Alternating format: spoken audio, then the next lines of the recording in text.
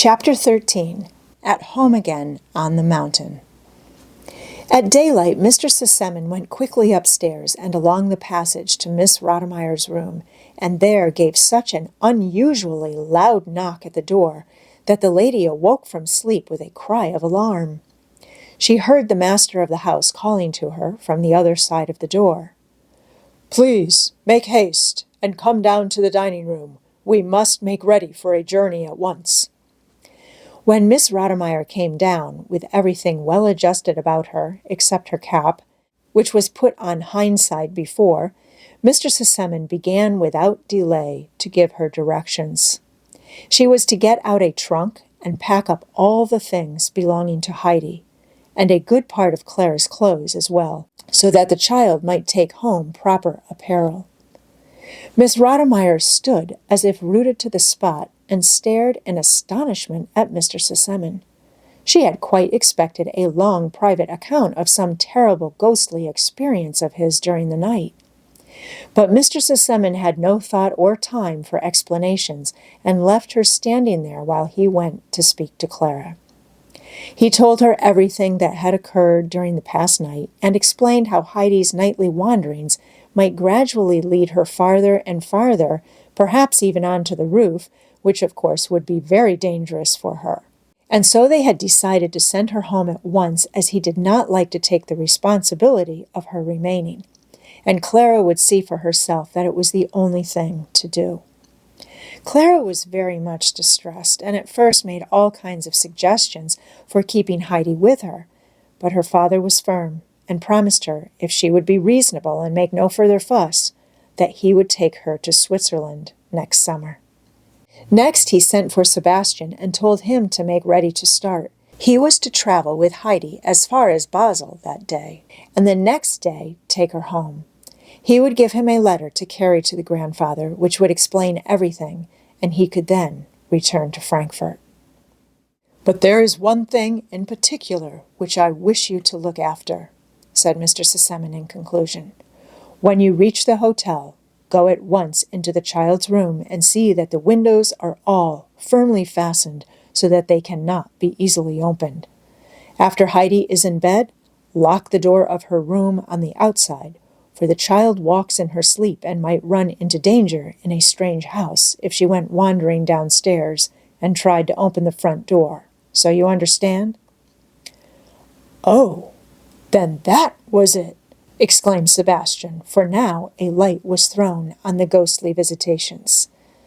"Yes, that was it, and you are a coward, and you may tell John he is the same, and the whole household a pack of idiots." And with this Mr. Sesemann went off to his study to write a letter to Uncle. Meanwhile, Heidi was standing expectantly dressed in her Sunday frock, waiting to see what would happen next, for Tinette had awakened her with a shake, and put on her clothes without a word of explanation. The little uneducated child was far too much beneath her for Tinette to speak to. When she appeared at the breakfast table, Mr. Sesemann said, "You are going home today, little one." "Home?" murmured Heidi in a low voice, turning pale. She was so overcome that for a moment or two she could hardly breathe. "Don't you want to hear more about it?" "Oh, yes! Yes!" exclaimed Heidi, her face now rosy with delight.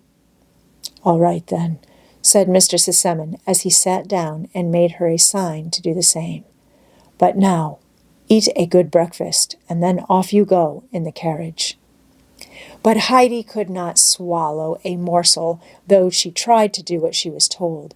She was in such a state of excitement that she hardly knew if she was awake or dreaming, or if she would again open her eyes to find herself in her nightgown at the front door. "Tell Sebastian to take plenty of provisions with him," Mr. Sesemann called out to Miss Rodemeyer, who just then came into the room. "The child can't eat anything now, which is quite natural. Now run up to Clara and stay with her till the carriage comes round," he added kindly, turning to Heidi. Heidi had been longing for this and ran quickly upstairs. An immense trunk was standing open in the middle of the room. "Oh, Heidi," cried Clara as she entered, "see all the things I have had put in for you. Aren't you pleased?" and she ran over a list of things, dresses and aprons and handkerchiefs and all kinds of working materials. "And look here," she added as she triumphantly held up a basket. Heidi peeped in and jumped for joy, for inside it were 12 beautiful round white rolls, all for grandmother. In their delight, the children forgot that the time had come for them to separate, and when someone called out, "The carriage is here," there was no time for grieving. Heidi ran to her room to fetch her darling book. She knew no one could have packed that, as it lay under her pillow, for she had kept it by her night and day. This was put in the basket with the rolls. Then she opened her wardrobe to look for another treasure, the old red shawl which had been left behind. Heidi wrapped it round her old hat and laid it on the top of the basket, so that the red package was quite conspicuous. Then she put on her pretty hat and left the room. Miss Rottermeier was waiting at the top of the stairs to say goodbye to her. When she caught sight of the strange little red bundle, she took it out of the basket and threw it on the ground. "No, no, Adelaide," she exclaimed. "You cannot leave the house with that thing. What can you possibly want with it?" Heidi did not dare take up her little bundle, but she gave the master of the house an imploring look, as if her greatest treasure had been taken from her. "No, no," said Mr. Sisseman in a very decided voice. "The child shall take home with her whatever she likes, kittens and tortoises, if it pleases her. We need not put ourselves out about that, Miss Rottermeier." Heidi quickly picked up her bundle with a look of joy and gratitude. As she stood by the carriage door, Mr. Sisseman gave her his hand and said he hoped she would remember him and Clara. He wished her a happy journey, and Heidi thanked him for all his kindness and added, "And please say goodbye to the doctor for me and give him many, many thanks," for she had not forgotten that he had said to her the night before, "It will be all right tomorrow," and she rightly divined that he had helped to make it so for her. Heidi was now lifted into the carriage, and then the basket and the provisions were put in, and finally Sebastian took his place. Then Mr. Sisseman called out once more, "A pleasant journey to you," and the carriage rolled away. Heidi was soon sitting in the railway carriage, holding her basket tightly on her lap. She would not let it out of her hands for a moment, for it contained the delicious rolls for grandmother, so she must keep it carefully and even peep inside it from time to time to enjoy the sight of them. For many hours she sat as still as a mouse. Only now was she beginning to realize that she was going home to the grandfather, the mountain, the grandmother, and Peter. All of a sudden she said anxiously, "Sebastian, are you sure that grandmother on the mountain is not dead?" "No, no," said Sebastian, wishing to soothe her. "We will hope not. She is sure to be alive still." Then Heidi fell back on her own thoughts again. Now and then she looked inside the basket, for the thing she looked forward to most was laying all the rolls out on grandmother's table. After a long silence, she spoke again. "If only we could know for certain that grandmother is alive." "Yes, yes," said Sebastian, half asleep. "She is sure to be alive. There is no reason why she should be dead." After a while, sleep came to Heidi too, and after her disturbed night and early rising, she slept so soundly that she did not wake till Sebastian shook her by the arm and called to her. "Wake up! Wake up! We shall have to get out directly. We are just in Basel." There was a further railway journey of many hours the next day. Heidi again sat with her basket on her knee, for she would not have given it up to Sebastian on any consideration. Today, she never even opened her mouth, for her excitement, which increased with every mile of the journey, kept her speechless. All of a sudden, before Heidi expected it, a voice called out, "Mayenfeld!" She and Sebastian both jumped up, the latter also taken by surprise. In another minute, they were both standing on the platform with Heidi's trunk, and the train was steaming away down the valley.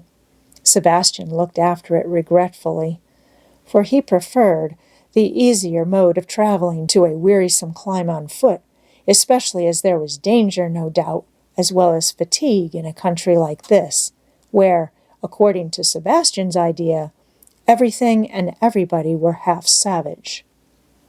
He therefore looked cautiously to either side to see who was a likely person to ask the safest way to Durfley. Just outside the station he saw a shabby-looking little cart and horse, which a broad-shouldered man was loading with heavy sacks that had been brought by the train, so he went up to him and asked which was the safest way to get to Durfley. "All the roads about here are safe," was the curt reply. So Sebastian altered his question and asked which was the best way to avoid falling over the precipice, and also how a trunk could be conveyed to Durfley. The man looked at it, weighing it with his eye, and then volunteered, if it was not too heavy, to take it on his own cart, as he was driving to Durfley. After some little interchange of words, it was finally agreed that the man should take both the child and the trunk to Durfley, and there find someone who could be sent on with Heidi up the mountain. "I can go by myself. I know the way well from Durfley," put in Heidi, who had been listening attentively to the conversation. Sebastian was greatly relieved at not having to do any mountain climbing. He drew Heidi aside and gave her a thick rolled parcel and a letter for her grandfather. The parcel, he told her, was a present from Mr. Sesemann, and she must put it at the bottom of her basket under the rolls and be very careful not to lose it, as Mr. Sesemann would be very vexed if she did. "I shall be sure not to lose it," said Heidi confidently, and she at once put the roll and the letter at the bottom of her basket. The trunk, meanwhile, had been hoisted into the cart, and now Sebastian lifted Heidi and her basket onto the high seat and shook hands with her. The driver swung himself up beside Heidi, and the cart rolled away in the direction of the mountains, while Sebastian, glad of having no tiring and dangerous journey on foot before him, sat down in the station and awaited the return train. The driver of the cart was the miller at Durfley, and was taking home his sacks of flour. He had never seen Heidi, but like everybody in Durfley knew all about her. He had known her parents and felt sure at once that this was the child of whom he had heard so much. He began to wonder why she had come back, and as they drove along, he entered into conversation with her. "You are the child who lived with your grandfather, uncle, are you not?" "Yes." "Didn't they treat you well down there that you have come back so soon?" "Yes, it was not that. Everything in Frankfurt is as nice as it could be." "Then why are you running home again?" "Only because Mr. Sesemann gave me leave, or else I should not have come." "If they were willing to let you stay, why did you not remain where you were better off than at home?" "Because I would 1,000 times rather be with grandfather on the mountain than anywhere else in the world." "You will think differently, perhaps, when you get back there," grumbled the miller, and then to himself, "It's strange of her, for she must know what it's like." He began whistling and said no more, while Heidi looked around her and began to tremble with excitement, for she knew every tree along the way, and there, overhead, were the high, jagged peaks of the mountain, looking down on her like old friends. She nodded back to them, and grew every moment more wild with her joy and longing, feeling as if she must jump down from the cart and run with all her might till she reached the top. The clock was striking 5 as they drove into Durfley. As the miller lifted Heidi down, she said hastily, "Thank you. Grandfather will send for the trunk." She climbed up the steep path from Durfley as quickly as she could. She was obliged, however, to pause now and again to take breath, for the basket she carried was rather heavy, and the way got steeper as she drew nearer the top. One thought alone filled Heidi's mind. Would she find the grandmother sitting in her usual corner by the spinning wheel? Was she still alive? At last Heidi caught sight of the grandmother's house in the hollow of the mountain, and her heart began to beat. She ran faster and faster, and her heart beat louder and louder, and now she had reached the house, But she trembled so she could hardly open the door, and then she was standing inside, unable in her breathlessness to utter a sound. "Ah, my God!" cried a voice from the corner. "That was how Heidi used to run in. If only I could have her with me once again. Who is there?" "It's I, Grandmother!" cried Heidi as she ran and flung herself on her knees beside the old woman, and seizing her hands clung to her, unable to speak for joy. And the grandmother herself could not say a word for some time, so unexpected was this happiness. But at last she put out her hand and stroked Heidi's curly hair and said, "Yes, yes, that is her hair and her voice. Thank God that He has granted my prayer." And tears of joy fell from the blind eyes onto Heidi's hand. "Is it really you, Heidi? Have you really come back to me?" "Yes, Grandmother, I am really here," answered Heidi in a reassuring voice. "Do not cry, for I have really come back, and I am never going away again. And I shall come every day to see you, and you won't have any more hard bread to eat for some days.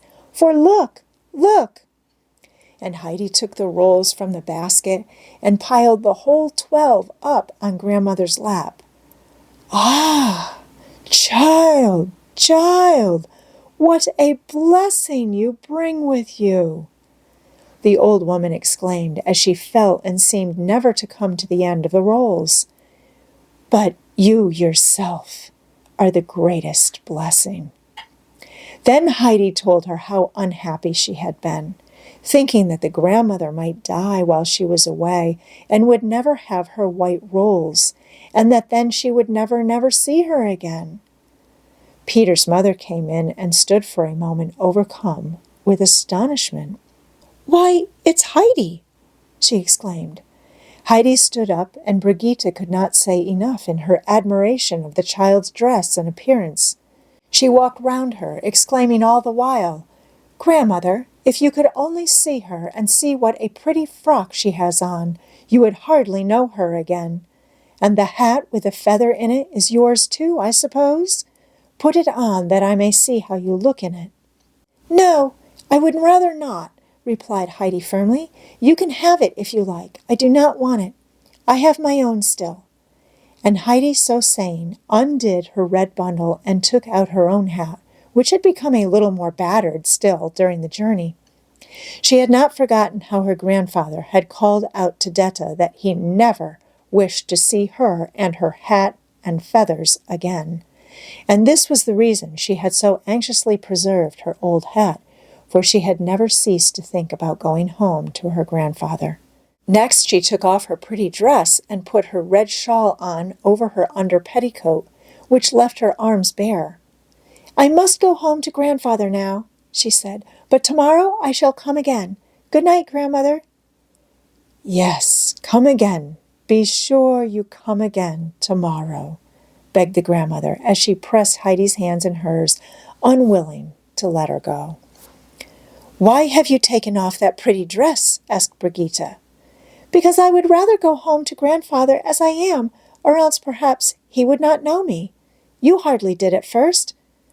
Brigitte went with her to the door, and there said in rather a mysterious voice, "You must be careful, for Peter tells me that uncle is always now in a bad temper and never speaks." Heidi bid her good night and continued her way up the mountain, her basket on her arm. Soon she caught sight of the tops of the fir trees above the hut roof, then the roof itself, and at last the whole hut. And there was grandfather, sitting as in old days, smoking his pipe, and she could see the fir trees waving in the wind. Quicker and quicker went her little feet, and before uncle had time to see who was coming, Heidi had rushed up to him, thrown down her basket, and flung her arms round his neck, unable, in the excitement of seeing him again, to say more than, "Grandfather, grandfather, grandfather," over and over again. And the old man himself said nothing. For the first time, For many years his eyes were wet, and he had to pass his hand across them. Then he unloosed Heidi's arms, put her on his knee, and after looking at her for a moment, "So, you have come back to me, Heidi," he said. "How is that? You don't look much of a grand lady. Did they send you away?" "Oh, no, grandfather," said Heidi eagerly. "You must not think that. They were all so kind, Clara and Grandmama and Mr. Sesemann.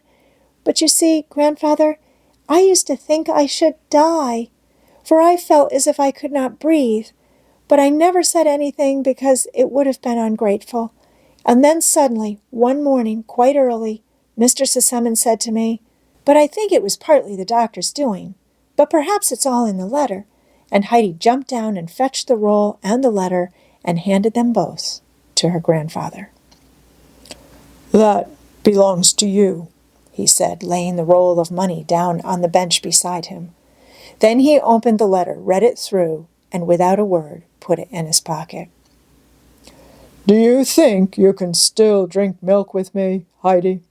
he asked, taking the child by the hand to go into the hut. "But bring your money with you. You can buy a bed and bedclothes and dresses for a couple of years with it." "I am sure I do not want it," replied Heidi. "I have got a bed already, and Clara has put such a lot of clothes in my trunk that I shall never want any more." "Take it and put it in the cupboard. You will want it some day, I have no doubt." Heidi obeyed and skipped happily after her grandfather into the house. She ran into all the corners, delighted to see everything again, and then went up the ladder. But there she came to a pause, and called down in a tone of surprise and distress, "Oh, grandfather, my bed's gone." "We can soon make it up again," he answered her from below. "I did not know that you were coming back. Come along now and have your milk." Heidi came down, sat herself on her high stool in the old place, and then taking up her bowl, drank her milk eagerly, as if she had never come across anything so delicious. And as she put down her bowl, she exclaimed, "Our milk tastes nicer than anything else in the world, grandfather." A shrill whistle was heard outside. Heidi darted out like a flash of lightning. There were the goats, leaping and springing down the rocks with Peter in their midst. When he caught sight of Heidi, he stood still with astonishment and gazed speechlessly at her. Heidi called out, "Good evening, Peter," and then ran in among the goats.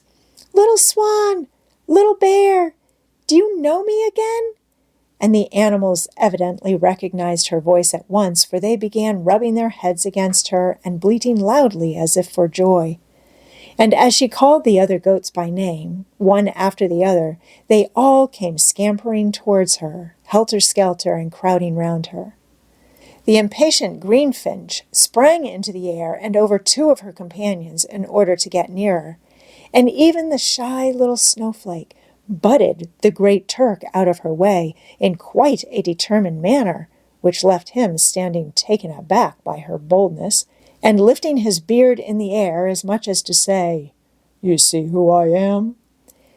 "So you are back again," said Peter at last, taking Heidi's hand, which she was holding out to him in greeting. "I am glad you are back," he said, while his whole face beamed with pleasure, and then he prepared to go on with his goats.